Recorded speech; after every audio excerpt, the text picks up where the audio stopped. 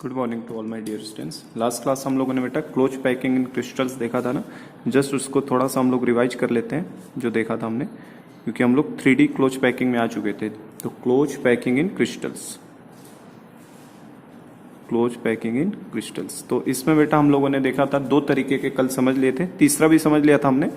पहला हम लोग जिसको बोलते थे 1D packing, one dimensional packing.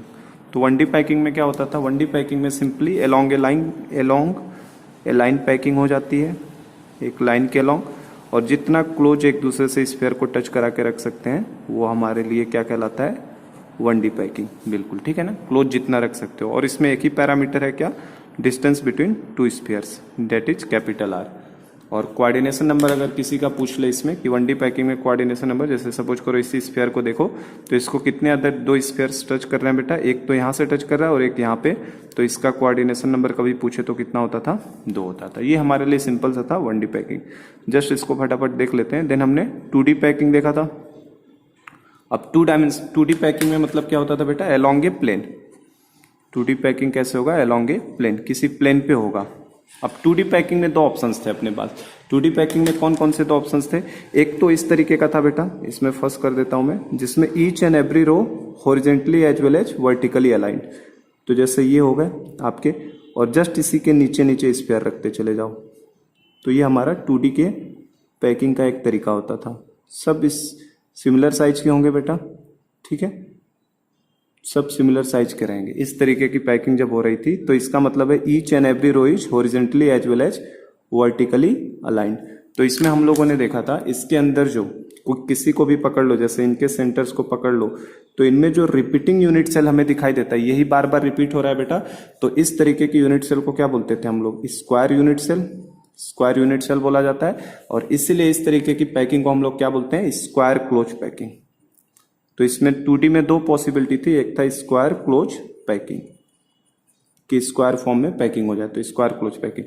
जैसे अगर इसमें मान लो एक इस तरीके का भी स्क्वायर देख सकते हो बेटा, आप दूसरा चाहो तो ऐसे भी देख सकते हो। देखो कहीं से उठा लो, जैसे ये उठा लिया, यहां से पकड़ लिया इसे, यहां से इसे ले लिया, यहां से इसे ले लिया, और ये ले लिया। एक इस तरीके का भी स्क्वायर आपको दिखाई देगा।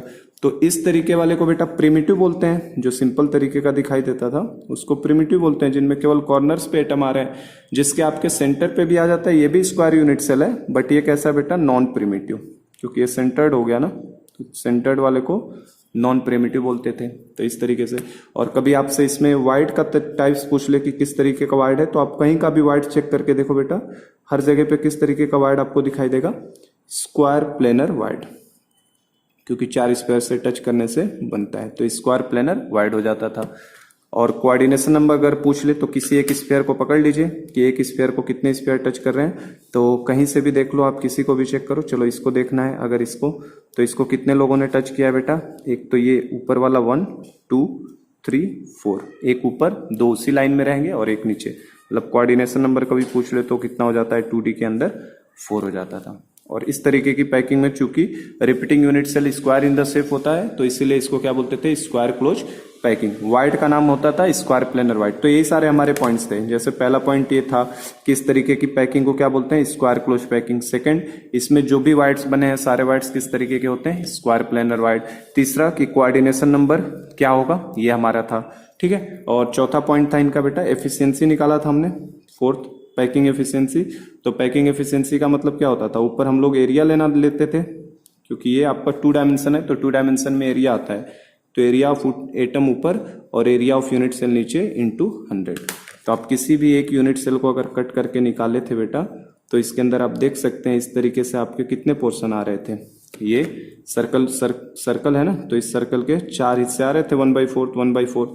तो सर्कल का एरिया कितना हो जा रहा था? एरिया ऑफ एटम मतलब पाई आर स्क्वायर हो जाता था। चूंकि एक ही है तो 1 से मल्टीप्लाई कर दो, 2 आते तो 2, 1/4 है 4, तो ये हो गया। और ये जो डिस्टेंस हो रहा था ए, तो ये ए किसके बराबर था हमारे लिए? 2r के बराबर। तो ये हो जाएगा 2r का स्क्वायर इंटू 100। और जब ये सॉल्व किया था हमने, तो ये कितना आया था हमारा? π/4 इंटू 100 हो जाएगा, π/4 इंटू 100। और π/4 इंटू 100 कितना आ रहा था? 78.5%। और लास्ट एक और इन्फॉर्मेशन ये था कि जब इसको हम लोग 3D में रिपीट करते हैं, तो 3D में दो चीजें जनरेट करता है। इन 3D अगर रिपीटेशन किया जाए तो ये दो बनाता है, एक तो सिंपल क्यूबिक बनाएगा और एक बॉडी सेंटर्ड क्यूबिक बनाएगा BCC। तो ये हमारा 2D पैकिंग के बारे में था। देन अब हम लोग 2D में एक ऑप्शन तो ये था, दूसरा ऑप्शन हमारे पास ये भी था कि alternate rows are horizontally as well as vertically align. तो अल्टरनेट का मतलब कैसा होता था, देखो ये हो गया। एक ऑप्शन तो ये था कि बेटा जस्ट इसके नीचे स्फीयर रखे थे। सेकंड ऑप्शन क्या है, इन दो स्फीयर के बीच में एक स्फीयर को रख दो, दो के बीच में रख दो। तो देखो ये अरेंजमेंट उससे एकदम अलग हो जाता है। दो के बीच में एक रखते हुए जाना है, टच करते हुए रहेंगे तीनों को, हर दो के बीच में एक को डालना है, दो के बीच में एक, दो के बीच में एक, दो के बीच में एक एक स्फीयर को डालना था। देखो इस तरीके से, ठीक है। आगे एक और एक कर लो, एक यहां भी कर लो। हर दो के बीच में एक हमें करना होता था, दो के बीच में एक, इन दोनों के बीच में एक, इन दोनों के बीच में एक, इन दोनों के बीच में एक, इन दोनों के बीच में, इन दोनों के बीच में एक, ऐसे करते थे अरेंजमेंट। तो इस वाले अरेंजमेंट में बेटा ये ऊपर वाले से बिल्कुल अलग अरेंजमेंट है। इस तरीके का अरेंजमेंट क्या कहलाता है हमारे लिए, ये बिल्कुल ऊपर वाले से अलग है। क्योंकि इसमें आप देखो तो इसमें जो वाइड बना है बेटा, एक देखो, एक तो इस तरीके का वाइड है जिसका ट्रायंगल ऊपर दिख रहा था, ठीक है। और एक ये वाला वाइड देखो, ये वाला वाइड, ये वाला जो वाइड है बेटा वो कैसा है, ये वाला वाइड कैसे बना है, ये नीचे वाले ट्रायंगल से बना है, देख सकते हैं आप। तो इस तरीके के वाइड को ये क्या है हमारे लिए, ट्रायंगुलर वाइड। ये जो वाइड बनता था ये कौन सा था, ट्रायंगुलर वाइड। तो मैं फिर से इसे इसलिए रिपीट कर रहा हूं थोड़ा टाइम देके, क्योंकि अगर कल की लाइव लेक्चर में थोड़ा कम समझ में आया तो अभी फिर से एक बार देखोगे तो ज्यादा क्लियर हो जाएंगी चीजें। तो ये ट्रायंगुलर वाइड होता था। ये देखो एक ऐसा ट्रायंगुलर वाइड है बेटा जो ऊपर दो है नीचे एक है, और एक ऐसा ट्रायंगुलर वाइड है जिसमें एक ऊपर है और दो नीचे है। तो इनमें जो वाइड का टाइप होगा, अगर हमसे वो पूछ ले तो सारे वाइड का टाइप कैसा हो जाएगा, ट्रायंगुलर वाइड हो जाएगा। इसमें रिपीटिंग यूनिट सेल अगर ढूंढने चलोगे कहीं भी, तो देखो रिपीटिंग यूनिट सेल आपको कहीं भी पकड़ लो बेटा, जैसे इसको मान लो मैंने ले लिया, तो ये दोनों, ये पॉइंट, ये पॉइंट, ये स्फीयर, इसको और इसको। तो आप देखो ये रिपीटिंग यूनिट सेल किस तरीके का दिख रहा है बेटा, हेक्सागोनल दिख रहा है। किस तरीके का दिख रहा है, ये हेक्सागोनल यूनिट सेल दिख रहा है हमें। तो इसीलिए इस तरीके की पैकिंग का नाम ही क्या होता है, हेक्सागोनल क्लोज पैकिंग। इस तरीके के यूनिट सेल का नाम क्या दिया जाता था, हेक्सागोनल क्लोज पैकिंग बोला जाता है। तो ये सेकंड पॉइंट है। जैसे फर्स्ट पॉइंट हम लोग यही बोलेंगे कि ये किस तरीके की पैकिंग दिखाता है, hexagonal close packing. Second point क्या है, इसमें जो भी वाइड फॉर्म होते हैं all voids are triangular in nature. Third point, अगर कोऑर्डिनेशन नंबर पूछ रहा है तो कोऑर्डिनेशन नंबर के लिए किसी भी एक स्फीयर को पकड़ लो। सपोज करो इसको पकड़ लिया, तो इसको कितने कितने स्फीयर अदर टच कर रहे हैं बेटा, तो इस स्फीयर को एक यहाँ टच कर रहा है, 1 2 3 4 5 6। तो किसी भी एक स्फीयर को टोटल 6 स्फीयर टच कर रहे हैं, इसीलिए इनमें कोऑर्डिनेशन नंबर किसके बराबर होता है, 6 के बराबर। एक स्फीयर को कितनों ने टच किया है, 6 ने, तो कोऑर्डिनेशन नंबर हो जाता है 6। तो पहला हेक्सागोनल क्लोज पैकिंग बोलते थे, ट्रायंगुलर वाइड्स होता है, हेक्सागोनल यूनिट सेल इसके अंदर दिखाई देता है हमें, और कोऑर्डिनेशन नंबर इसका कितना होता है, 6। ये 3 पॉइंट हो गए। और फोर्थ पॉइंट क्या था इसका, एफिशिएंसी निकालना था। तो एफिशिएंसी के लिए क्या करना है, ऊपर एरिया ऑफ एटम लेना है, एटम जो भी इसके अंदर आ रहे हैं, डिवाइडेड बाई क्या लेना है बेटा, एरिया ऑफ यूनिट सेल। तो अब इसके कैलकुलेशन के लिए क्या था, एरिया ऑफ एटम। तो किसी भी एक यूनिट सेल को उठा लो, किसी एक यूनिट सेल को हम जब उठाएंगे तो देखो ये यूनिट सेल अगर हमने उठा लिया इस तरीके से बेटा, तो इस यूनिट सेल के अंदर देखो क्या 1/3 एक तो पूरा सर्किल है, और बाकी सबके बेटा 1/3 पोर्शन अंदर आ रहे हैं, 1/3 इस तरीके से 1/3। तो ये 1/3 ये 3 मिलके एक स्फीयर बन जाएंगे, इसका 1/3, उसका 1/3, उसका इसका 1/3 मिलके 2 स्फीयर और एक खुद बीच वाला। तो टोटल एरिया ऑफ स्फीयर कितना हो जाएगा, 3 × πr²। ये हो जाएगा किसका एरिया, एरिया ऑफ एटम। अब एरिया ऑफ यूनिट सेल कैसे निकालना था, तो यूनिट सेल के लिए मैंने बताया था बेटा, यहां से देखो इसमें, इसको आप चाहो तो इसे इस तरीके से अगर बेटा बांट लो, तो ये आपका क्या बन जाएगा, इक्विलैटरल ट्रायंगल बन जाएगा इस तरीके के। तो इस तरीके के कितने बन जाएंगे, 1 2 3 4 5 6 ट्रायंगल्स बन जाएंगे। तो वो कैसे निकालते थे, 6 × √3/4, ठीक है। और ये डिस्टेंस कितना होगा इसका, h कितना हो जाएगा, r और r मिलके बेटा 2r का स्क्वायर। ये कर देंगे √3/4 2r का स्क्वायर × 100। और बस इसको सिंप्लीफाई कर लो, ये 100 भी होगा। बस इसको आप सिंप्लीफाई करते ही आपका आंसर आ जाता है, ठीक है। इसको 100 से जैसे ये सिंप्लीफाई करोगे, तो ये सिंप्लीफाई करने के बाद हमारा आंसर आया था कितना बेटा, 91% पैकिंग आया था। तो ये हमने 1D और 2D समझ लिया था। अब 3D जो है, 3D पैकिंग के लिए बेटा जब 3 डायमेंशन की पैकिंग कराओगे तो आइदर आपको बेस, अब 3D क्या है, इसी के ऊपर उठाना है एटम्स को, है ना। एक पॉइंट इसमें और छूट रहा है ना, लास्ट पॉइंट एक और लिख सकते हो। जब इसको 3D में रिपीट करते हैं इन 3D, तो ये 3D में बेटा हमें 2 तरीके का यूनिट सेल देता है। एक होता है हमारे लिए कौन सा, हेक्सागोनल क्लोज पैकिंग, 3D वाला हेक्सागोनल, ये 2D का है। और एक होता है CCP, क्यूबिकल क्लोज पैकिंग, और CCP को ही क्या बोला जाता है, FCC, क्योंकि सिंपल क्यूबिक BCC ऊपर वाले से आ जाता है, FCC इसी से आता है, ठीक है।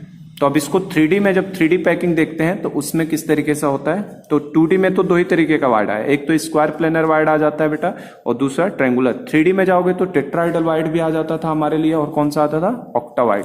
चलो तो 3D वाला इसका बनाते हैं। तो सबसे पहले 3D पैकिंग करने के लिए या तो आपको बेस लेयर इसे सेलेक्ट करना होगा या इसे सेलेक्ट करना होगा। तो बेस लेयर इन दोनों में से कौन ज्यादा मजबूत देगा, तो बेटा जिसकी पैकिंग एफिशिएंसी ज्यादा है वो ज्यादा मजबूत लेयर देगा। तो हम लोग किसको सेलेक्ट करेंगे, सेकंड वाले को। तो अब देखो 3D पैकिंग के बारे में कैसे करना है। 3D पैकिंग हमें देखो, तो 3D पैकिंग को ले लेते हैं, 3D क्लोज पैकिंग। तो 3D थर्ड जो कैटेगरी है, हम लोगों ने 2 लिख लिए थे ना, थर्ड कैटेगरी जो है वो हमारे लिए है क्या, 3D पैकिंग। तो एक बार इसको समझ लो, फिर मैं किताब से आपको फटाफट समझा देता हूं। तो 3D पैकिंग देखो, 3D पैकिंग में क्या है, या 3D क्लोज पैकिंग। तो 3D पैकिंग जो होगा, 3D क्लोज पैकिंग, ये कहां पे होगा, इन स्पेस होगा बेटा, ठीक है ना आपका। तो अब इसमें देखो, इसमें 3D के लिए बेटा पहले लेयर बाय लेयर चलते हैं। तो जैसे इसमें सबसे पहले फर्स्ट लेयर की बात करो, फर्स्ट लेयर को हम लोग बोलेंगे capital A layer. First layer को क्या बोलेंगे हम लोग, capital A layer. First layer जो होता है, हमें देखो 2 तरीके की पैकिंग पढ़नी होती है। एक ABAB टाइप ऑफ पैकिंग होती है बेटा, ABAB टाइप ऑफ पैकिंग, और एक होती है ABC टाइप ऑफ पैकिंग, इस तरीके की। तो एक ABAB पढ़ना है और एक ABC पढ़ना है। तो देखो फर्स्ट लेयर दोनों में A रहेगा, सेकेंड लेयर भी जो है वो दोनों में B रहता है। तो पहले फर्स्ट लेयर को समझो। फर्स्ट लेयर क्या होता है, फर्स्ट लेयर को हम लोग क्या नाम देते हैं बेटा, A लेयर देते हैं। और इसके लिए हम लोग कौन सा सेलेक्ट करेंगे, इन दोनों में से कौन सा सेलेक्ट करना चाहिए A लेयर के लिए। तो फर्स्ट लेयर के लिए इन दोनों में से बेटा सेकंड वाला ज्यादा सेलेक्ट करना, ऑप्शन 2 ज्यादा अच्छा रहेगा, क्योंकि ये ज्यादा एफिशिएंसी और ज्यादा फैक्ट देगा, ठीक है। तो हम लोग फर्स्ट लेयर में थोड़ा लिखवा भी देता हूं मैं, इसको लिख लेना। It is named as capital A layer, इसको कैपिटल A लेयर बुलाया जाता है। And for that we have 2 options. अपने पास 2 ऑप्शंस हैं। क्या क्या है बेटा अपने पास 2 ऑप्शंस, आइदर वी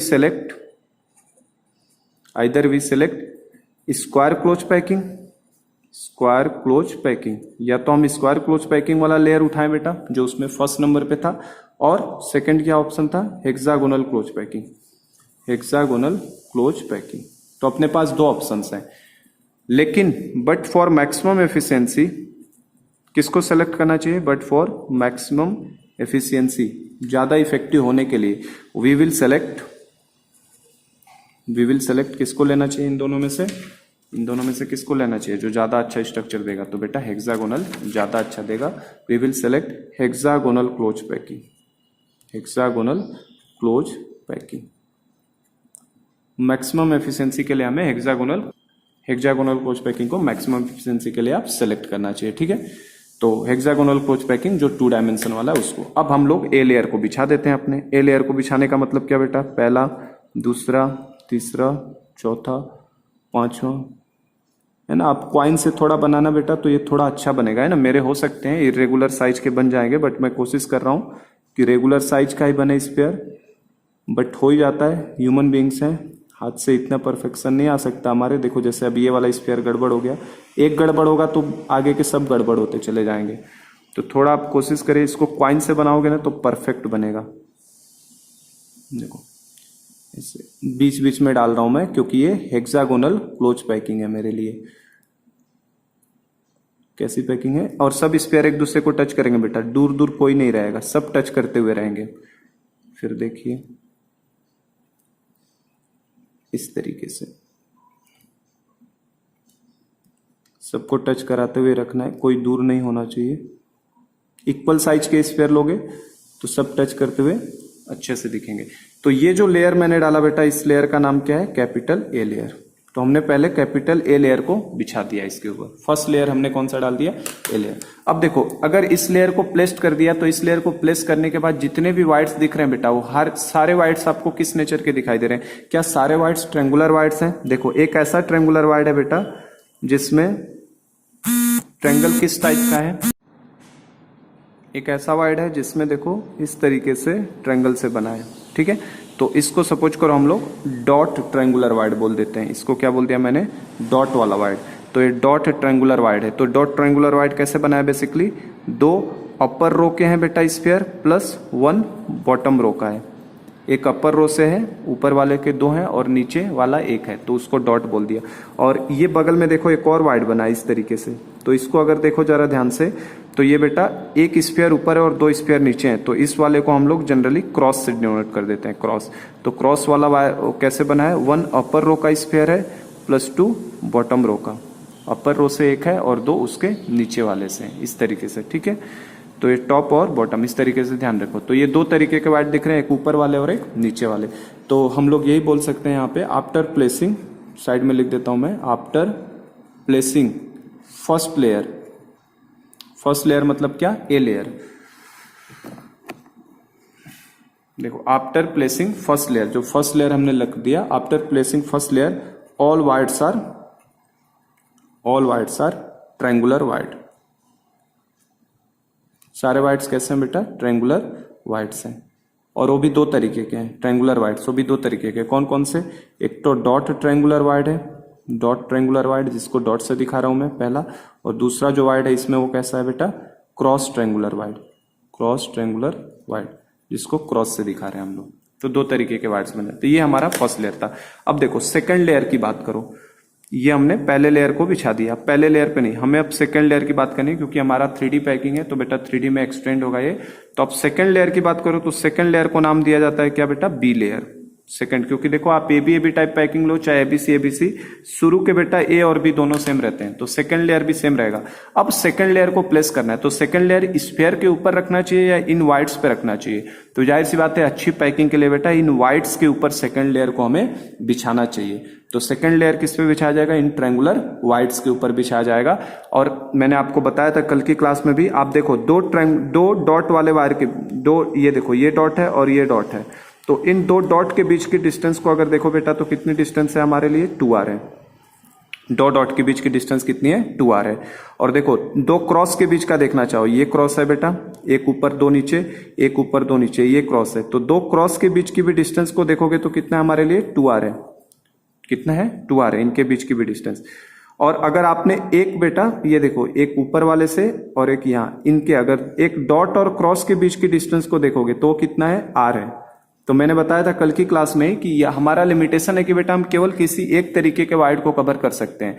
आप अगर सबके बीच की डिस्टेंस 2r होती तो सारे वाइड कवर हो जाते। अगर आपने बेटा इस वाले वाइड को ढका तो ये खाली जाएगा, इसको ढकोगे तो ये खाली जाएगा, क्योंकि अगर सबको कवर करना है तो सबके बीच की डिस्टेंस कितनी होनी चाहिए थी? 2r होनी चाहिए। और नंबर वाइज बेटा डॉट और क्रॉस दोनों सेम होते हैं। तो अब किसी को भी ढको, या डॉट को ढको या क्रॉस को ढको, उससे कोई ज्यादा फर्क नहीं पड़ेगा, दोनों पे एफिशिएंसी सेम मिलनी है। और एक हमारा लिमिटेशन ये है कि कोई ना कोई एक वाइड खाली रह जाएगा, या तो डॉट वाला छूटेगा हमसे या तो क्रॉस वाला छूटेगा।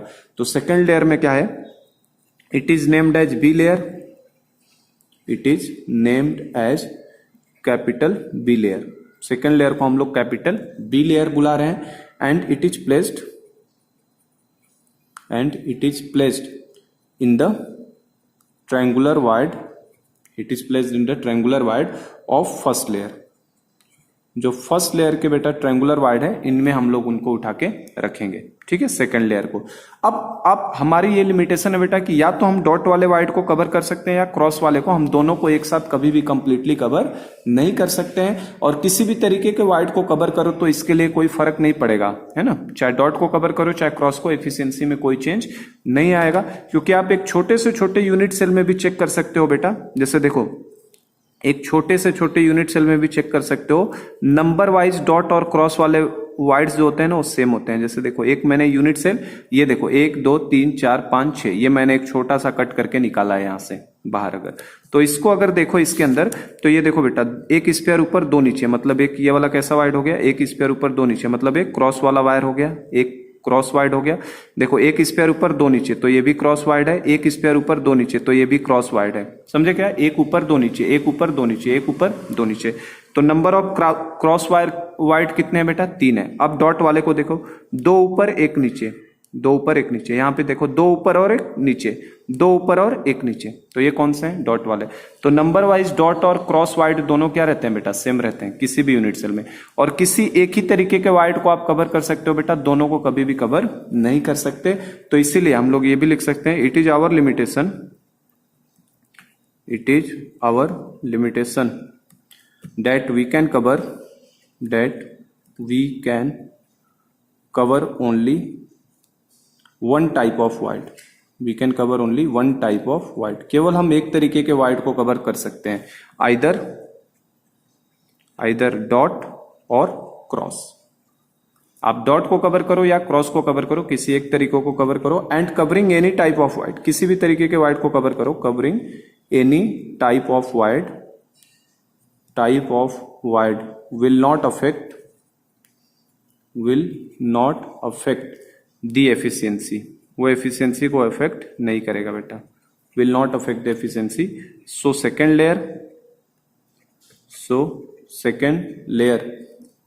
is also same in both arrangement, both arrangement से मीनिंग क्या है मेरा बेटा?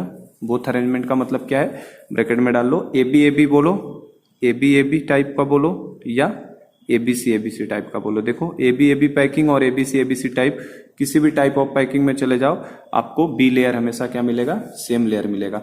और बेटा जब हम सेकंड लेयर को प्लेस करेंगे, अब सेकंड लेयर को रखना मैं शुरू करता हूं। तो देखो सेकंड लेयर को रखता हूं, सेकंड लेयर को कहां पे रखना है बेटा? किसी भी एक तरीके के वाइड पे रखना है। तो बेटा एक ऊपर दो नीचे, मतलब ये कौन सा वायर है? एक ऊपर दो नीचे, तो एक क्रॉस है। एक ऊपर दो नीचे एक क्रॉस है, एक ऊपर दो नीचे क्रॉस है, एक ऊपर दो नीचे एक क्रॉस है। ठीक है, फिर देखो एक ऊपर दो नीचे, ये भी क्रॉस है, एक ऊपर दो नीचे क्रॉस, एक ऊपर दो नीचे क्रॉस। तो मैं क्रॉस वालों को ढकना शुरू करता हूं। ठीक है, देखो पहले क्रॉस को ढका ये मैंने बी लेयर से, एक स्पेयर डाला, फिर इस क्रॉस को ढका मैंने बेटा, एक और स्पेयर डाला, फिर इस क्रॉस को ढकने के लिए मैंने एक और स्पेयर डाला, इस क्रॉस वाइड को ढकने के लिए मैंने एक और स्पेयर डाला। ठीक है, फिर देखो अब इस क्रॉस को ढकना है तो फिर से एक और स्पेयर डाला मैंने। ठीक है, इस क्रॉस को ढकने के लिए फिर से मैंने एक और स्पेयर डाला बेटा, इस क्रॉस को ढकने के लिए मैंने फिर से एक और स्पेयर डाला। इस तरीके से स्पेयर डालेंगे हम लोग। अब देखो जैसे ही सेकेंड लेयर डालते हो, ये बेटा जो मैंने डाला ये कौन सा है? B layer. जैसे आप बी लेयर डालते हो बेटा, बी लेयर को यहां भी इसको समझ सकते हो। देखो इसको ढक रहा हूं मैं, इस क्रॉस वाले को, इस क्रॉस वाले को, इस क्रॉस वाले को, इस तरीके से। ठीक है, तो जैसे ही आप सेकेंड लेयर को डालते हो बेटा, आप देखो आपके जो भी टू डायमेंशनल वाइड थे, टू डायमेंशनल वाइड का मतलब ये देखो ये कैसा था? पहले ट्रायंगुलर था वाइड था। अब अगर इसको देखो ध्यान से तो बेटा ये स्फीयर और ये स्फीयर, क्या इनके ऊपर आके इसने ढका है बेटा? तो अब ये तरीके का वाइड को कौन सा वाइड बोलोगे? This wide will be tetrahedral void. अब ये किस तरीके का वाइड बन गया? टेट्राहेड्रल वाइड बन गया। क्योंकि टेट्राहेड्रल वाइड कैसे बनता है? टेट्राहेड्रल वाइड में बेटा 1 2 3 नीचे होते हैं और चौथा आके ऊपर से उनको ढकता है। तो इस तरीके का जो वाइड इसमें क्रिएट होता है, इसी को बोलते थे ना टेट्राहेड्रल वाइड, टीवी। तो ये उसी तरीके की सिचुएशन हो गई क्या? जो नीचे के 1 2 3, ये देखो 1 2 3, ये जो नीचे के हैं ए लेयर के और उनको बी लेयर आके ढक रहा है, तो ये टेट्राहेड्रल वाइड बन गया। तो ये हमारे लिए टेट्राहेड्रल वाइड बन जाता है। तो जब हम लोग सेकंड लेयर को डालते हैं बेटा, तो जिन वाइड के ऊपर हमने स्फीयर को रख दिया वो तो टेट्राहेड्रल में बदल गया। देखो क्या ये भी टेट्राहेड्रल बना? ये देखो बी वाला लेयर, देखो ब्लू वाला 1 2 3 और नीचे से अंदर वाला जो रेड वाला है, क्या ये भी एक टेट्राहेड्रल वाइड है? बोलो अगर समझ में आ रहा है। तो ये भी बेटा हमारे लिए कैसा वाइड बन गया? रेड वाला नीचे से, 1 2 3 ऊपर से और एक नीचे से, तो ये भी हमारे लिए टेट्राहेड्रल वाइड है। तो एक टेट्राहेड्रल वाइड नीचे से बन जाता है और एक टेट्राहेड्रल वाइड ऊपर से। अब देखो ध्यान से जरा, अब ऑक्टाहेड्रल वाइड कैसा बनता था? ऑक्टा बनाने के लिए कैसे बनाया था हमने बेटा? 3 इस तरीके से होते थे, 3 है ना, और फिर 1 2 3 इस तरीके के होते थे। 3 नीचे वाले से होते थे, 3 ऊपर वाले से। तो यहाँ पे जो वाइड दिखता था उसको कौन सा वाइड बोले थे हम लोग? Octahedral wide. फिर से बना रहा हूं, देखो 1 2 3, 3 नीचे से हो जाते थे और 3 बेटा ऊपर आते थे, 1 2 3, तो अभी भी ये जगह खाली रहती थी इसके अंदर, ये वाली जगह तो अभी भी खाली रहती थी। इस वाइड को कौन सा वाइड बोले थे हम लोग, ऑक्टाहेड्रल वाइड। तो वो देखो यहाँ पे ऑक्टाहेड्रल वाइड क्रिएट हुआ है कि नहीं हुआ है, तो ऑक्टाहेड्रल वाइड यहाँ पे क्रिएट हो चुका है। कैसे, जो ए लेयर का ये स्फीयर है, एक दूसरा स्फीयर उसके बगल वाला, और तीसरा स्फीयर ये है बेटा, ये 3 स्फीयर हैं, और उनके ऊपर जैसे ये ब्लू वाला स्फीयर जाके ढकेगा, यहाँ का जगह अभी भी खाली रहेगा बेटा, ये वाला जगह, और ये जो जगह खाली है वो कौन सा वाइड को बनाएगा, ऑक्टाहेड्रल वाइड को बनाएगा। कौन से वाइड को क्रिएट कर देगा, ऑक्टा को कर देगा। सिमिलरली बगल में सोचो, ये रेड वाला 1, एक रेड वाला 2, और ये रेड वाला 3, और इसके ऊपर ब्लू वाला 1, 2 और 3 आए, तो यहाँ पे जो वाइड बना ये वाइड कौन सा है, जो वाइड अभी भी बचा रह गया, ऑक्टाहेड्रल वाइड है हमारे लिए। समझे क्या बात को, फिर से दिखा देता हूं मैं एक जगह पे और बना के। देखिए यहाँ पे दिखा रहा हूं मैं फिर से आपको ऑक्टाहेड्रल वाइड कैसे बनाए। देखो 3, 4, 5, ये देखो, क्योंकि वो जब तक दिखेगा नहीं ना तब तक समझ में आएगा नहीं बेटा आपको। देखो इस तरीके से ये बना दिए मैंने लेयर, ठीक है। अब देखो इसके ऊपर मैंने बेटा रखना स्फीयर को शुरू किया। सपोज करो इसको मैंने ढक दिया, इस वाले वाइट को फिर ढक दिया मैंने, और फिर इसके बाद इस वाले वाइट को मैंने ढक दिया। तो देखो ये रेड वाला, अंदर का रेड और ऊपर का 3, तो ये कौन सा वाइड बना है बेटा हमारे लिए, टेट्राहेड्रल वाइड बना है। और खुद जिसके ऊपर ढका है वो भी कैसा बना है, टेट्राहेड्रल वाइड बना है। अब देखो अगला इसको ढकेंगे, ये वाला वाइड कौन सा है, ये वाला वाइड, ये अभी भी तो वाइड रह गया ना, जिसके ऊपर स्फीयर हमने नहीं रखा। यहाँ पे अभी भी ये खाली जगह दिख रहा है, ये खाली जगह अभी भी दिख रहा है। ये जो खाली जगह है, क्या इसको ऑक्टाहेड्रल वाइड ही बोलेंगे हम लोग। कैसे ऑक्टाहेड्रल बोला जाएगा, तो देखिए 1, 2, 3, ये 3 नीचे वाले हो गए, 1, 2, 3 नीचे वाले, और ये जो ब्लू वाला आया बेटा ऊपर से 1, 2, 3, तो ये वाली जगह किस में कन्वर्ट हो जाती है, ऑक्टाहेड्रल वाइड। तो होपफुली अब समझ में आ गया होगा बेटा, जिसके ऊपर आपने स्फीयर को डाल दिया वो तो ट्रायंगुलर से किस में चला जाता है, टेट्रा में, और जिस वाइड के ऊपर आपने स्फीयर, इसको आपने ढका नहीं था, जिसको आप ढके नहीं हो वो किस में कन्वर्ट हो जाता है बेटा, ऑक्टाहेड्रल वाइड के अंदर। इसमें देख सकते हो 1, 2, 3 नीचे वाले रेड वाले हैं, रेड वाले ए लेयर से हैं बेटा, और ब्लू वाले। अब देखो इसको अगर मैं ये वाला जो पोर्शन समझा रहा हूं इसको मैं बाहर निकालूं, तो देखो कैसा है सिचुएशन, 1, 2, 3 नीचे वाले हैं, ठीक है, रेड वाले नीचे वाले, और ऊपर वाला देखो एक ब्लू यहाँ आया है बेटा, एक ब्लू यहाँ आया है, और एक ब्लू वाला यहाँ आया है। तो क्या ये वाली जगह को ऑक्टाहेड्रल वाइड ही तो बुलाएंगे, यहाँ पे जो वाइड बना वो कौन सा है, ऑक्टा। तो क्या यही सिचुएशन क्रिएट हो रही है कि नहीं, यहाँ पे जैसे ही ढकते गए तो 1, 2, 3 अंदर वाले रेड और ऊपर वाले ब्लू, तो कौन सा, ऑक्टाहेड्रल वाइड। तो जैसे ही बेटा हम लोग सेकेंड लेयर बी लेयर डालते हैं ना, तो सारे वाइड या तो ऑक्टा में कन्वर्ट हो जाते हैं या तो आपके टेट्राहेड्रल वाइड में कन्वर्ट हो जाते हैं। तो हम लोग ये चीज लिख सकते हैं, after placing second layer, that is कौन सा लेयर बेटा, B layer. After placing second layer on triangular void, after placing second layer that is B layer on triangular void, all wides are converted either into tetrahedral wide, या तो tetrahedral void में चले जाते हैं बेटा, tetrahedral void मतलब TB. और tetrahedral void कब बनता है, कौन से बनेंगे टेट्राहेड्रल वाइड में, जिनके ऊपर आपने स्फीयर को रखा है ना। टेट्राहेड्रल वाइड मतलब क्या, wide in which sphere is placed, जिसके ऊपर रखे गए स्फीयर इज प्लेस्ड, वो हमारा किस में कन्वर्ट हो गया, टेट्रा में। और ऑक्टा में कौन कन्वर्ट हो जाएगा, और either will converted into tetrahedral void और ऑक्टाहेड्रल वाइड। तो ऑक्टाहेड्रल वाइड का मतलब क्या, ओबी। और ऑक्टाहेड्रल वाइड में कौन कन्वर्ट हो गया बेटा, जिसके ऊपर हमने स्फीयर नहीं रख पाए वो वाले, ठीक है। ऑक्टाहेड्रल वाइड मतलब wide in which sphere is not placed.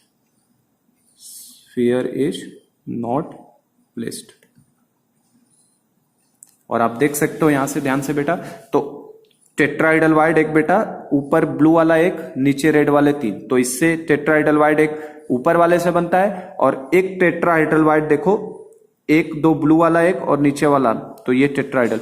तो टेट्राइडल एक नीचे वाले लेयर से भी बन जाता है बेटा और एक ऊपर वाले लेयर से भी बन जाता है, जबकि ऑक्टाइडल वाइड 6 के बीच में केवल एक ही बन पा रहा है, इसीलिए हमेशा टेट्राइडल वाइड का नंबर ऑक्टाइडल वाइड के नंबर से क्या होता है बेटा, डबल। यहां भी देखो, इसको समझो जरा क्या कह रहा हूं मैं। ये जो डाला है ब्लू वाला, तो ये कौन सा वाइड है, टेट्राइडल। कौन सा वाइड है, टेट्रा। कैसे टेट्रा है, इसकी सिचुएशन क्या है बेटा, इसकी सिचुएशन ये है कि 1 2 3 रेड वाले नीचे हैं और एक ब्लू वाला ऊपर है, ठीक है कि नहीं, तो ये टेट्राइडल वाइड है।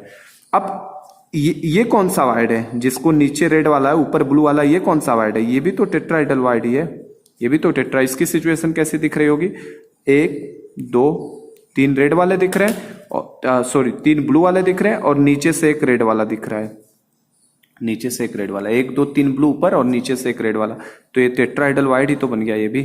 तो बेटा इसीलिए नंबर ऑफ टेट्राइडल वाइड एक नीचे वाले लेयर से भी बन रहा है और एक ऊपर वाले से भी, इसीलिए टेट्राइडल वाइड का नंबर जो होता है, नंबर ऑफ टेट्राइडल वाइड जो होता है, नंबर ऑफ टेट्राइडल वाइड, ये हमेशा क्या होता है बेटा, ऑक्टाइडल वाइड का डबल होता है, क्योंकि ऑक्टाइडल वाइड 2 लेयर के बीच में एक ही बन सकता है, लेकिन ये 2 लेयर में 2 बार बन जाता है, तो 2 इंटू नंबर ऑफ ऑक्टाइडल वाइड होता है ये। तो इसको आगे अभी देखेंगे हम लोग, पर अभी से आइडिया बता दिया मैंने, टेट्रा हमेशा ऑक्टा का डबल बनेगा, क्योंकि टेट्रा नीचे वाले से भी बनता है ऊपर से भी बनता है, जबकि ऑक्टा बेटा 2 लेयर के बीच में केवल एक ही बार बन पाता है।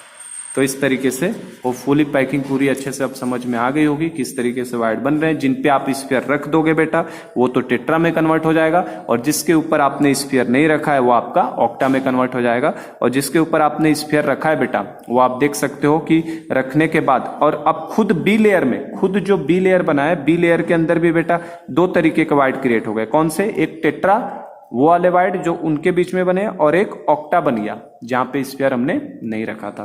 तो अब फिर थर्ड लेयर डालने के लिए अपने पास 2 ऑप्शंस हैं। जो थर्ड लेयर की बात आएगी, देखो ये मैं लिख देता हूं छोटे में ही, थर्ड लेयर की बात करूं अगर मैं, थर्ड लेयर, तो थर्ड लेयर को हम लोग बेटा, अब थर्ड लेयर का नाम कुछ सी लेयर नहीं दे सकते, थर्ड लेयर का नाम कुछ भी हो सकता है, ठीक है, थर्ड लेयर। क्योंकि देखो अब थर्ड लेयर डालने के भी अपने पास 2 ऑप्शंस है। कौन कौन से 2 ऑप्शंस, या तो मैं बेटा इसके ऊपर प्लेस करूं, ये ब्लू वाला पहला, दूसरा, तीसरा, इस ब्लू वाले के ऊपर प्लेस करूं, इसके वाइड पे प्लेस करूं जो वाइड बना है, या फिर इस वाले वाइड पे प्लेस करूं। तो इस पे प्लेस करोगे बेटा तो ये कौन सा वाइड है, टेट्राइडल वाइड। अगर इस पे प्लेस करोगे तो ये कौन सा वाइड है, ऑक्टाइडल वाइड। तो आप अगर टेट्रा वाले पे प्लेस करते हो बेटा तो आपको क्या दिखाई देगा, अगर मैंने टेट्रा वाले पे एक और स्फीयर डालने की कोशिश की, सी लेयर, तो क्या दिखाई देगा, क्या वो ए के पैरेलल दिखाई देने लगेगा। इसको मैं सी लेयर नाम दे रहा हूं, सी लेयर। अगर मैंने सी लेयर बेटा इस वाले पे डाल दिया तो ये सी लेयर जो थर्ड लेयर है, थर्ड लेयर, सी लेयर मत बोलो, इसको थर्ड लेयर बोल रहा हूं मैं, थर्ड लेयर जो है हमारा, थर्ड लेयर अगर मैंने टेट्राइडल वाइड को ढकने के लिए डाला तो क्या वो नीचे वाले का आइडेंटिकल दिखाई दे रहा है, नीचे वाले के आइडेंटिकल। देखो मैं क्या कहना चाहता हूं, यहाँ देखो 2 लेयर बिछा दिया था ना, अब मैं थर्ड लेयर डालना चाहता हूं, तो थर्ड लेयर या तो मैं बेटा इस वाले जगह को भरने के लिए डालू, या तो इस वाले जगह पे डालू। इस पे डालूंगा तो अलग बात है, इस पे डालूंगा तो अलग। देखो इस पे अगर डाला हमने, इस वाले वाइड को ढकने के लिए डाला, इस वाइड पे ढकने के लिए जैसे इस पे डालोगे, क्या वो नीचे वाले के पैरेलल हो जाएगा, नीचे वाले ए लेयर के पैरेलल हो जाएगा कि नहीं। तो बेटा अगर टेट्रा वाइड को आप ढकने जाओगे, टेट्रा वाले पे अगर आपने थर्ड लेयर को डाला तो पैरेलल टू ए लेयर हो जाएगा, वो पैरेलल टू ए लेयर हो जाएगा, और ए लेयर के पैरेलल हो गया मतलब इस तरीके की पैकिंग को बेटा A B type of packing बोलेंगे, A B type of packing चलता जाएगा। लेकिन अगर मान लो हमने इसके ऊपर रखा ऑक्टाइडल वाइड पे, तीसरा इसके ऊपर रखा बेटा, यहाँ पे इस पे रखा, थर्ड हमने लाके अगर, तो थर्ड अगर इसके ऊपर ढकोगे तो ये बेटा आपको देखो ना पहले की तरह है ना दूसरे की तरह है, ये हमने ऑक्टा वाइड पे रखा है। तो अगर आपने ऑक्टा वाइड के ऊपर रख दिया बेटा तो ऑक्टा पे रखोगे थर्ड लेयर को तो पैरेलल नहीं होगा, तो उसको अलग नाम देना पड़ेगा, तो उसको सी लेयर हम लोग नाम दे देते हैं। ठीक है, होपफुली फील हो गया होगा क्या कहना चाहता हूं। देखो ये नीचे वाला है, इस वाइड के ऊपर अगर आपने बेटा लाके स्फीयर रखा है तो ना पहले से मैच कर रहा है ना दूसरे से ना तीसरे से, तो इसको सी लेयर बोला जाएगा। लेकिन अगर देखो ये 3 ब्लू वाले थे और ये नीचे वाला, तो इनके जो खुद ब्लू वालों में वाइड ऊपर की तरफ जो क्रिएट हुआ होगा बेटा, ये देखो ये रेड वाला तो नीचे से है ना, अगर ऊपर की तरफ क्रिएट हुआ होगा और उसके ऊपर एक लेयर लाके रखोगे तो पैरेलल टू ए दिखाई देगा। मतलब क्या कहना चाहता हूं मैं, 1 2 3 और एक अंदर से बेटा है, अंदर से एक रेड वाला ए लेयर अंदर से है, तो इन तीनों के बी लेयर जो ऊपर बना है उस पे भी तो वाइड इस तरीके का बना है ना, तो उस वाइड के ऊपर फिर से एक लाके स्फीयर को अगर रखा जाए तो पैरेलल टू ए हो जाएगा।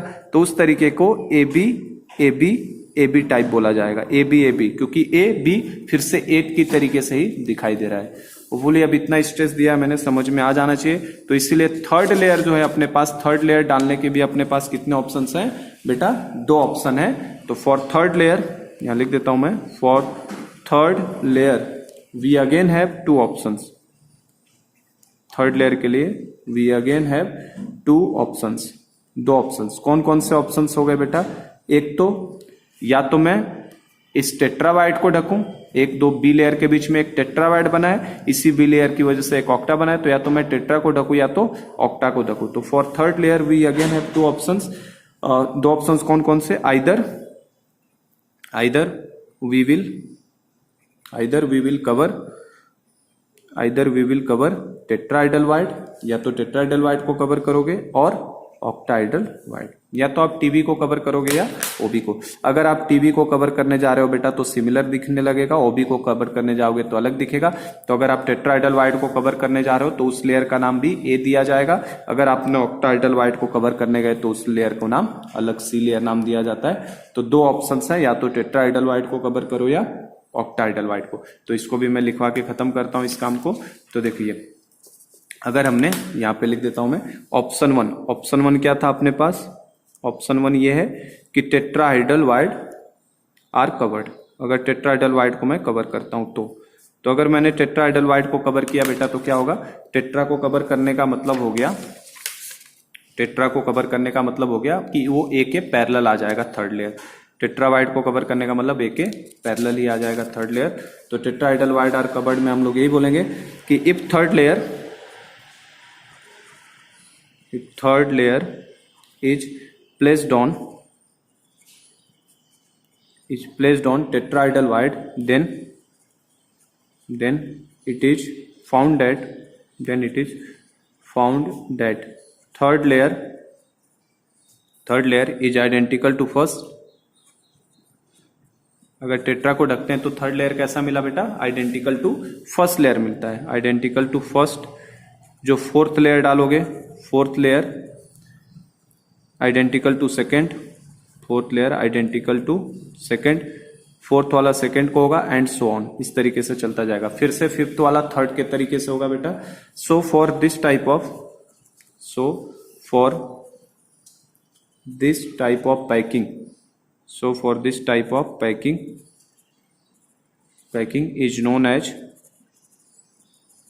is known as AB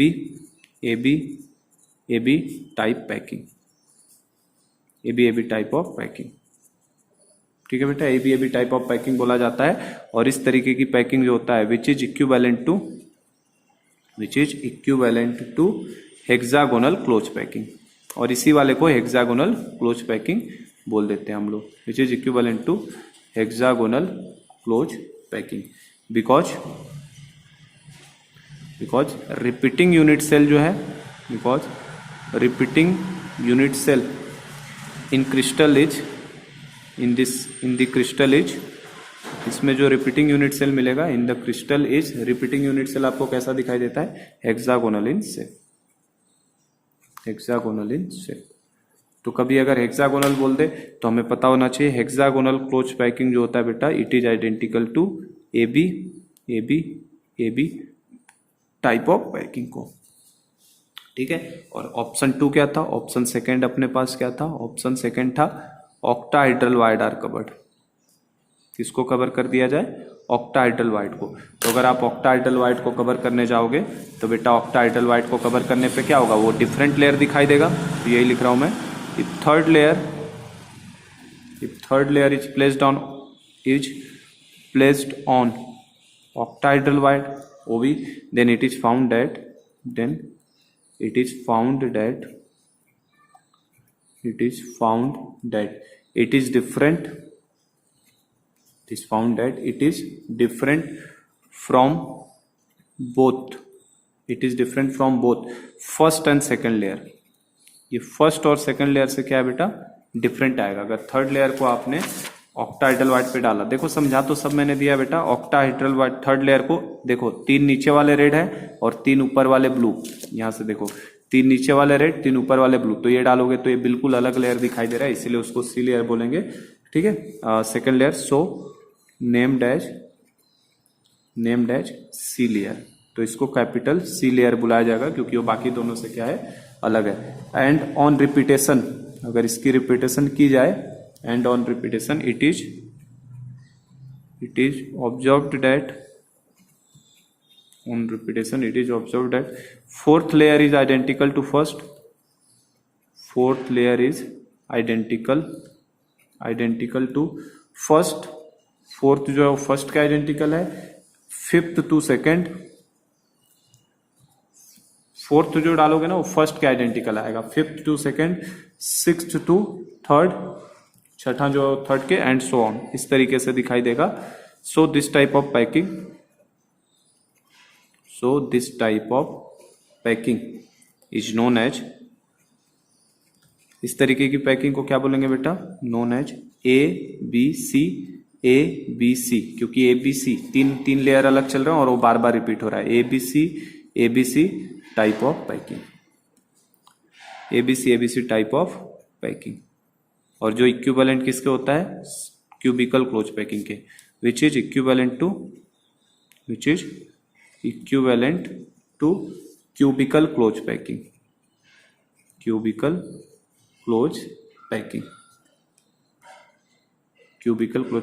क्योंकि बिकॉज रिपीटिंग यूनिट सेल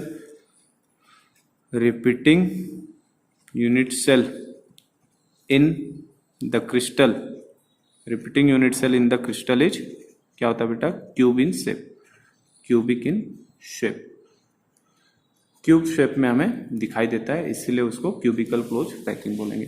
तो बस इतना सा ही कॉन्सेप्ट है बेटा, किस तरीके से हमारी पैकिंग होती है, किस तरीके से पैकिंग करी जाती है। और टीबी को ढकोगे, टेट्राइडल वाइट को ढकोगे तो एबी बनेगा, ऑक्टाइडल वाइट को ढकोगे तो सीसीपी बनता है, क्यूबिकल क्लोज पैकिंग, मतलब एबीसी इस तरीके का टाइप चलेगा। और याद रखना भी थोड़ा सा आसान है, सीसी आ रहा है तो सीसीपी कर लो, एबीसी से सीसीपी, और एबी वाला तब क्या हो जाएगा, एससीपी। तो थोड़ा एससी से याद करना, सीसीपी को एबीसी टाइप ऑफ पैकिंग होता है। तो आप चाहो तो अब मैं आपको एबी टाइप ऑफ पैकिंग को दिखा सकता हूं, देन हम लोग किताब में मूव करेंगे और किताब से हम लोग देख लेंगे। चलो, तो अगर एबी टाइप ऑफ पैकिंग को देखना हो तो देखो, ये एबी टाइप ऑफ पैकिंग को हम लोग पहले देख लेते हैं, फिर एबीसी टाइप होता। तो इसको जस्ट मैं थोड़ा सा बता दूं, एक फील हो जाए एबी, फिर हम लोग किताब से ही कर लेंगे बेटा। एबी टाइप पैकिंग, तो एबी टाइप पैकिंग की बात करो तो एबी टाइप पैकिंग मतलब क्या, हेक्सागोनल क्लोज पैकिंग, जिसको हम लोग एचसीपी बुलाएंगे। हेक्सागोनल क्लोज पैकिंग मतलब एचसीपी। तो देखो, अब इसमें से मैं क्या करता हूँ ना, एक छोटा सा यूनिट सेल कट करके निकालता हूँ। इसमें से जो है, ये वाला जो था अपने पास, इसमें से एक छोटा सा यूनिट सेल कट करके निकालता हूँ। ये 3D वाले से देखो, इसमें से क्या करता हूँ, एक बेटा छोटा वाला यूनिट सेल निकालता हूँ, कोई भी छोटा सा एक यूनिट सेल। छोटा सा यूनिट सेल मतलब मैं 6 इस तरीके का एक यूनिट सेल को बाहर निकाल लेता हूँ। देखो, यहाँ से निकाला तो जा ही सकता है ना, आपको दिखेगा बेटा, 1 2 3, ठीक है, 4 5 6, और ये यूनिट सेल मैं बाहर निकाल रहा हूँ कट करके। ये यहाँ से ये इतना पोर्शन मैं कट करके बाहर निकालता हूँ। 1 2 3 4 5 6 7, ये स्फीयर्स आएंगे इसके ऊपर। इस तरीके से ये निकाला है ना जो मैंने, देखो 1 2 3 4 5 6 7, और उसके ऊपर देखोगे तो 3 आपको रेड वाले भी ब्लू वाले दिखाई देंगे बेटा। तो हम लोग उस तरीके से निकालते हैं। देखो, ये हमने ले लिया ए लेयर। तो ए लेयर में अब छोटा सा एक यूनिट सेल मैंने जस्ट निकाला बाहर, 1 2 3 4 5 6 7, एक छोटा सा यूनिट सेल मैंने कट करके क्या किया, बाहर निकाल लिया बेटा। अब बी लेयर की बात करूं अगर मैं, तो देखो बी लेयर, तो बी लेयर से हमने बेटा किसी भी एक वाइट को ढक सकते हैं, किसी को भी ढक दो। चलो, मान लो मैंने इसको ढक लिया बेटा, इसको एक ढक दिया, एक मैंने इसे ढक दिया, और एक मैंने फिर इसे ढक दिया। मतलब 2 ऊपर और एक नीचे वाला, 2 ऊपर एक नीचे वाला वाइट को ढका, 2 ऊपर एक नीचे वाले, 2 ऊपर और एक नीचे वाले वाइट को ढका। तो बी लेयर में मुझे कैसी सिचुएशन दिखाई देगी, इस तरीके का दिखाई देगा, 2 ऊपर और एक नीचे वाले को। फिर से बेटा एबी टाइप है तो फिर से ए लेयर रिपीट करेगा खुद को, फिर से क्या आएगा, ए लेयर आएगा। अब फिर से ए लेयर को बनाओ तो ए लेयर कैसे बनेगा, ए लेयर हमारा फिर से उसी तरीके का सिमिलर रिपीट करेगा। इस तरीके से फिर से रिपीटेशन दिखाई देगा। तो देखो ये ए बी ए लेयर हो गया। अब नंबरिंग कर दो, देखो 1 2 3 4 5 6 7, ये नंबरिंग कर दी मैंने बेटा, ठीक है। इसी तरीके से मैं नंबरिंग कर देता हूं इसको 8 9 10, 8 9 10। यहाँ पे देखो 11 12 13, बीच वाला 14 15 16 17, स्फीयर्स को मैंने नंबरिंग कर दी इस तरीके से।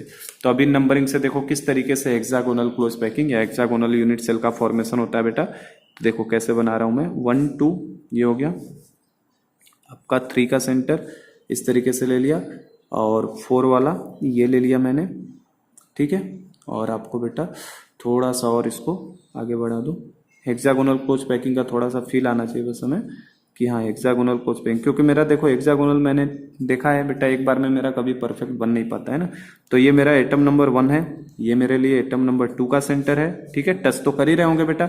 ये एटम नंबर 3 का सेंटर है, टच कर रहे होंगे। एटम नंबर 4 कहीं इनके बीच में आएगा, तो उसको चेक करने के लिए ऐसे क्रॉस मार लो तो आपको दिख जाएगा एटम नंबर 4 यहाँ पे आएगा 4 नंबर का, क्योंकि 3 4 और 5 आपस में टच कर रहे हैं। ये बेटा एटम नंबर 6 हो गया मेरे लिए, ये वाला 7 हो गया, ठीक है। और सिमिलरली इसके नीचे जब जाऊंगा तो नीचे भी इनके मिलेंगे। तो इसके नीचे बेटा 3 के नीचे कौन सा मिलेगा, 3 के नीचे मुझे 13 मिलेगा, 1 के नीचे 11, 2 के नीचे पैरेलल में 12 मिलेगा, 4 के नीचे मुझे 14, 5 के नीचे 15, 6 के नीचे 16, 7 के नीचे 17 पैरेलल में मिलेगा मुझे। तो उसके लिए मैं लाइन खींच देता हूँ नीचे। देखो 1 के नीचे 11 का सेंटर मिल जाएगा इस तरीके से, सॉरी 3 के नीचे 13 वाले का सेंटर मिल जाएगा। इसी तरीके से 1 के नीचे मुझे 11 का सेंटर मिलेगा, तो 1 के नीचे वाला खींच लो,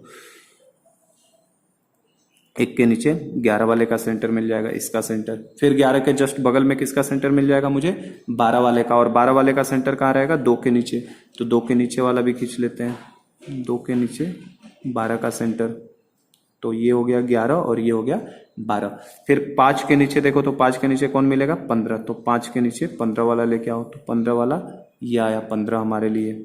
5 के नीचे 15, 3 के नीचे 13, और 6 के नीचे कौन आया होगा बेटा, 6 के नीचे 16 आया होगा, तो 6 के नीचे 16 वाले के लिए लेके आओ लाइन। तो 6 के नीचे ये आ गया मेरे लिए कौन सा, 16 नंबर पे 16 आ गया। फिर 7 के नीचे इसी तरीके से कौन आया होगा, 17, तो 7 के नीचे वाली लाइन लेके आओ, 7 के नीचे आ गया 17। तो देखो ये इस तरीके से इनको मिला लो बस, तो पैक हो जाएगा, पैकिंग बन जाएगी, हेक्सागोनल का फॉर्मेशन हो जाएगा इस तरीके से। थोड़ा सा है ना ये हेक्सागोनल थोड़ा उतना सुंदर तो नहीं दिख पाता है, क्योंकि मैंने हमेशा देखा है, ट्राई किया है, मेरा हेक्सागोनल थोड़ा गड़बड़ी बनता है हमेशा, पर एटलीस्ट फील तो हो ही जा रहा है कि हेक्सागोनल शेप है बेटा। 3 के नीचे वाला आइटम कौन है, ये 13 है। 5 के नीचे वाला ये आइटम कौन सा होगा बेटा, 15 होगा, ठीक है। 1 के नीचे वाला कौन सा आइटम नंबर है, 1 के नीचे वाला 11 है बेटा, ठीक है। 2 के नीचे वाला 12, ऐसे देखो ना 11 12 जो ये नंबरिंग है ना वो दे रहा हूं मैं, 11 12 13, तो यहाँ पे बेटा कौन हो गया 14, ये 15, और ये वाला 16, और ये वाला 17। तो इस तरीके से ये हेक्सागोनल शेप में बन जाता है। और ये जो 8 9 10 है, 8 9 10 तो यही अंदर दिखाई देंगे हमें कहीं, 8 9 और 10, 8 9 10 तो हमें बेटा इसी स्फीयर के अंदर दिखाई देंगे, इसी यूनिट सेल के अंदर दिखाई देंगे। 8 वाला आइटम, 9 वाला आइटम और 10 वाला आइटम हमें इसके अंदर दिखाई देगा इस तरीके से। तो ये हमारा पूरी की पूरी तरीके से क्या हो जाता है बेटा, हेक्सागोनल क्लोज पैकिंग हो जाता है। अब इसमें हमें वही सब काम करना रहता है। इसमें क्या क्या काम करना है इसका, जैसे इसके अंदर सबसे पहली चीज कोऑर्डिनेशन नंबर को निकालना है, दूसरा इसके अंदर इफेक्टिव एटॉमिक नंबर जेड को निकालना है, ठीक है। तीसरा बेटा इसकी पैकिंग एफिशिएंसी को निकालना है। पैकिंग एफिशिएंसी के लिए आपको वॉल्यूम ऑफ यूनिट सेल की जरूरत पड़ेगी, वॉल्यूम ऑफ स्फीयर की जरूरत पड़ेगी बेटा आपको, है ना। तो बस यही 3 चीजें इनमें इंपॉर्टेंट है। तो जैसे देखो पैकिंग एफिशिएंसी तो आप डायरेक्ट ध्यान में रखना बेटा, क्योंकि calculation is not involve in your CET syllabus. तो सीईटी सिलेबस में नहीं है, तो मैं इसकी एफिशिएंसी वाला फॉर्मूला सीधे आपको फॉर्मूला इसमें जब कैलकुलेशन करोगे तब निकल के आएगा बेटा। एफिशिएंसी का फॉर्मूला हम लोग क्या लगाते हैं, एफिशिएंसी मतलब होता है volume of atoms upon volume of unit cell into 100। तो बात ये होती है कि बेटा इसका यूनिट सेल का वॉल्यूम कैसे निकालोगे, एक हेक्सागोनल के वॉल्यूम को कैसे कैलकुलेट करोगे, तो वो थोड़ा सा डिफिकल्ट टास्क है। और वो सीईटी सिलेबस में है भी नहीं, तो कैलकुलेशन वाले पोर्शन पे मैं नहीं जाऊंगा, क्योंकि वो ज्यादा फिर टाइम हमारा खींच लेगा। आसान सा होता है वो बेटा, तीन लेयर को टच कराते हुए, है ना, इनके बीच का हाफ डिस्टेंस पहले निकाला जाता है कि हाफ हाइट कितनी होगी, क्योंकि ये चौथा वाला जो है इस पे टच करा है बेटा, 14 भी इसको इस तरीके से टच कर रहे होंगे। तो ये इसमें बेसिकली क्या होता है ना, इनके प्लेन से, ये जो नीचे वाले प्लेन है उनसे हाफ हाइट निकाल लो और उसका डबल कर दोगे तो लेंथ मिल जाता है। तो वो कैलकुलेशन मैं नहीं बताऊंगा आपको, मैं सीधे इसकी एफिशिएंसी बता रहा हूं बेटा। इसकी एफिशिएंसी आपको 74% निकल के आती है ये कैलकुलेशन में, ठीक है। कोऑर्डिनेशन नंबर भले ही समझ लीजिए, कोऑर्डिनेशन नंबर कितना होगा बेटा, तो किसी भी स्फीयर को देखो कितने स्फीयर को टच करता है वही उसका कोऑर्डिनेशन नंबर होता है। तो बेटा इसमें किसी एक स्फीयर को देखो कितने को टच करा, आप स्फीयर नंबर 4 को देखो, 4 से समझने में ज्यादा आसानी होगी। 4 को देखो, ये 4 कितने लोगों को टच कर रहा है ये स्फीयर बेटा, तो 1 2 3 4 5 6, 6 तो उसी लाइन प्लेन में टच कर रहा है बेटा, 3 ऊपर से टच कर रहा है तो 3 नीचे भी तो होगा, क्योंकि A B type of packing है तो 2 ही लेयर नहीं है ना बेटा, 3 अगर ऊपर है तो इसी के नीचे भी तो 3 होंगे। तो कोऑर्डिनेशन नंबर कितना, 6 प्लेन में, मतलब 6 क्या है, सेम लेयर में है, 6 जो है बेटा सेम लेयर में है, प्लस 3 अपर लेयर में, ऊपर वाले लेयर से 6 टच करेगा, 3 करेगा, और प्लस 3 बॉटम लेयर से 3 करेगा। तो टोटल एक कोऑर्डिनेशन नंबर कितना हो जाएगा, 6 3 9 3 12। तो कोऑर्डिनेशन नंबर का आंसर पूछे तो कितना, 12। और एफसीसी का कोऑर्डिनेशन नंबर भी कितना आता था, 12 आता था। तो बेटा एफसीसी का कोऑर्डिनेशन नंबर 12 और एफसीसी की पैकिंग एफिशिएंसी 74%। तो बेटा इसका भी कोऑर्डिनेशन नंबर 12 है तो पैकिंग एफिशिएंसी 74% ही आती है, ठीक है। तो इस तरीके से ध्यान रखिए, इसकी भी पैकिंग एफिशिएंसी 74%। अब बात आ रही है जेड निकालने की, तो इफेक्टिव एटॉमिक नंबर जेड को भी निकाल लो। तो जेड निकालना कौन सा बहुत मुश्किल है, जेड कैसे निकालेंगे, तो इफेक्टिव एटॉमिक नंबर जेड। तो अब जेड में देखो एटम्स कहाँ कहाँ है बेटा, कॉर्नर पे मौजूद है, इसके फेस सेंटर, इसके फेस सेंटर, और 3 तो within the unit cell है। तो जो कॉर्नर वाले एटम्स मौजूद हैं, है ना, कॉर्नर वाले जो एटम्स मौजूद हैं, अब इसको मैं जल्दी जल्दी थोड़ा खत्म करने की कोशिश कर रहा हूँ, डिटेलिंग में नहीं जा रहा हूँ, ये समझ तो गई बेटा, इसको लिखवा नहीं रहा हूं मैं पूरा, कि each and every sphere is touching 12 other sphere. Her sphere कितने को टच करा है, कोऑर्डिनेशन नंबर के लिए क्या है, each and every sphere is touching 12 other sphere, 6 in the same layer, 3 in the upper layer and 3 in the bottom layer. So coordination number of the unit cell will be 12। तो coordination number कितना हो जाएगा इसका, 12 हो जाएगा बेटा coordination number. अब units ये देखो, ये कैसे निकालोगे जेड को, तो जेड निकालने के लिए देखो बेटा कहाँ कहाँ एटम है, कॉर्नर पे मौजूद है सब, और फेस सेंटर पे भी मौजूद है एटम, और within the unit cell है। Within the unit cell वाले का तो पूरा आप कितना कंट्रीब्यूशन ले लोगे बेटा, 1, कि जो यूनिट सेल के अंदर आ जाता है उसका पूरा कंट्रीब्यूशन कितना आप ले लोगे, 1 ले लोगे, जो within the unit cell है। अब जो यहाँ पे टॉप और बॉटम में इनको देखो, तो इसका कंट्रीब्यूशन तो 1/2 हो जाएगा, ये भी समझ में आ रहा होगा कि ये 1/2 हो जाएगा। कैसे, क्योंकि एक ऊपर से भी तो यूनिट सेल आएगा और नीचे वाले को देखो तो एक नीचे से आएगा, मतलब ये वाले 2 लोगों में बटा होगा, एक इस यूनिट सेल में और एक ऊपर से जो यूनिट सेल आएगा, तो इसका कंट्रीब्यूशन कितना हो गया, 1/2 हो गया। बात आ रही है कॉर्नर वाले एटम की, तो कॉर्नर वाले का कंट्रीब्यूशन कितना आएगा बेटा, बता सकता है कोई, कॉर्नर वाले का सोचो। तो बेटा क्यूब में कितने कॉर्नर होते थे, 8, क्यूब में कितने कॉर्नर होते हैं, 8। तो एक कॉर्नर का कंट्रीब्यूशन कितना आता था, 1/8 आता था ना। क्यूब में एक कॉर्नर पे बैठे एटम का कंट्रीब्यूशन एक क्यूब में कितना आता था, 1/8। यहाँ पे जो एक कॉर्नर पे बैठा उसका कंट्रीब्यूशन बेटा 1/6 आता है। एक कॉर्नर पे बैठे वाले का कितना कंट्रीब्यूशन आता है, 1/6। तो आप चाहो तो ऐसे सोच लो, जो क्यूब में एक कॉर्नर का 1/8 आता है, 8 हिस्सों में बटता है, तो इसमें भी बेटा 6 आता है। अब इसको सोच लो थोड़ा सा, अब इसको मैं दिखा देता हूं कैसे हो रहा है। जैसे सपोज करो इसका कंट्रीब्यूशन आपको देखना है बेटा, तो ये कितने उससे जुड़ सकता है, कितने यूनिट सेल इसके साथ आके जुड़ सकते हैं। तो देखो, एक तो खुद इस यूनिट सेल में है बेटा, एक बगल में यहां से भी यूनिट सेल आ सकता है, बोलो, इस साइड से एक यूनिट सेल चिपक सकता है, एक यूनिट सेल बेटा इस साइड से भी आके चिपक सकता है। समझे क्या बात को, देखो इस कॉर्नर वाले की बात करूं तो ये कॉर्नर कितने यूनिट सेल में बटा होगा, एक यूनिट सेल इस साइड से भी चिपक सकता है, इसके इस फेस के ऊपर, एक इस फेस के ऊपर भी आके लग सकता है, तो 1 2 हो गए, और 3 बेटा ऊपर से भी तो आ सकते हैं, 1 2 3। ये देखो ये नीचे के 3 में बटा होगा कि नहीं, एक यूनिट सेल यहां से अगर आ जाए, एक यूनिट सेल अगर इस साइड से आ जाए, तो ये 1 2 3 में तो बट ही गया बेटा, 1 2 3 में, और 3 इनके ऊपर भी तो आएगा, इस यूनिट सेल के ऊपर से एक यूनिट सेल आ सकता है, मतलब ये यूनिट सेल है, इन तीनों के ऊपर, इसके ऊपर भी एक आ सकता है, इसके ऊपर भी एक आ सकता है, इसके ऊपर भी, तो उसमें भी तो एक कॉमन रहेगा। तो कंट्रीब्यूशन कितना आएगा बेटा, 6 में बट गया ना, तो 1/6। जैसे आप सोच सको 8 कॉर्नर है तो 1/8 क्यूब का होता है, इसके 6 कॉर्नर है बेटा, 2 2 4 2 6 कॉर्नर है तो 1/6। या समझ भी गए, एक इसमें है बेटा, 2 और चिपक के आएंगे इस फेस पे, और 3 ऊपर से आएंगे। या दूसरा तरीका, ये एंगल कितना होता है बेटा, 120 डिग्री, कितना होता है 120 डिग्री। कितना हिस्सा लेता है ये 1/3 लेता है, तो 1/3 बेटा इसके अंदर अगर आएगा तो एक ऊपर से डालोगे तो उस 1/3 का भी हाफ हो जाएगा ना, तो 1/6। तो 3 तरीके हैं समझने के, जो अच्छा लगे उससे समझो। समझे क्या? एक तरीका तो ये हो गया क्या, सिंपली क्यूब में 8 कोने तो 1/8, तो इसमें 6 कोने तो 1/6। दूसरा ये 6 यूनिट सेल में बटा होगा, एक इसमें खुद है, एक बगल से इधर आ सकता है, एक स्पेस से आ सकता है और 3 ऊपर से, तो 1/6। या दूसरा ये 120 डिग्री का एंगल है, 1/3 इसमें है बेटा, ऊपर से एक और यूनिट सेल डाल दोगे तो उसका भी आधा हो जाएगा, तो 1/6 हो जाएगा। जैसे समझ सको। तो टोटल देखो जेड निकालना है, तो जेड के लिए क्या हो गया बेटा, टोटल कितने कॉर्नर है, 1 2 3 4 5 6, 6 ऊपर है और 6 इसी तरह से नीचे, तो 12 कॉर्नर।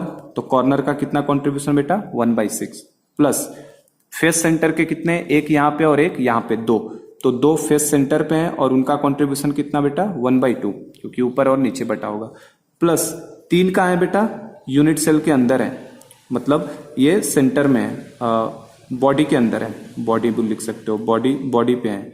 3 इसमें कहाँ है, बॉडी के अंदर, तो 3 बॉडी के अंदर है, तो उनका कॉन्ट्रीब्यूशन बेटा 1। तो ये टोटल कितना हो गया 2 + 1 + 3, तो कितना हो गया कोऑर्डिनेशन नंबर बेटा 6 हो जाता है। तो ये कोऑर्डिनेशन नंबर हमसे कोऑर्डिनेशन नंबर बोल रहा हूँ, इफेक्टिव एटॉमिक नंबर कितना हो गया 6, कोऑर्डिनेशन नंबर कितना 12 और पैकिंग एफिशिएंसी कितनी 74%। ये 3 चीजें इसके बारे में आपको ध्यान रखना है बेटा, ठीक है। आपको अगर चाहो तो मैं ये भी बता दूं बेटा, वॉल्यूम ऑफ एटम्स तो आप कैलकुलेट कर ही लोगे, वॉल्यूम ऑफ एटम्स कितने हो जाएंगे, टोटल हमें एटम पता चल गया 6 है, टोटल कितने एटम्स हैं 6 है यूनिट सेल में, तो 6 × 4/3 πr³ कर लो, तो ये वॉल्यूम ऑफ एटम्स मिल जाएगा। और वॉल्यूम ऑफ यूनिट सेल जब कैलकुलेट करने जाओगे इस हेक्सागोनल के बेटा, यूनिट सेल का वॉल्यूम जो कि डिफिकल्ट होता है कैलकुलेट करना, थोड़ा सा उसमें दिमाग लगाने वाला है, तो ये 24√2 r³ आता है। तो आपको ये जानकारी के लिए मैं बता देता हूं, वॉल्यूम ऑफ एटम्स तो निकाल लोगे, यूनिट सेल का वॉल्यूम जब कैलकुलेट करना होगा तो वो डिफिकल्ट बहुत टास्क है और सीटी में है भी नहीं, तो उसको मैं पढ़ा नहीं रहा हूं, ये सीधे आप ध्यान रखिएगा, अगर पूछ लिया कभी तो 24√2 r³ हो जाता है।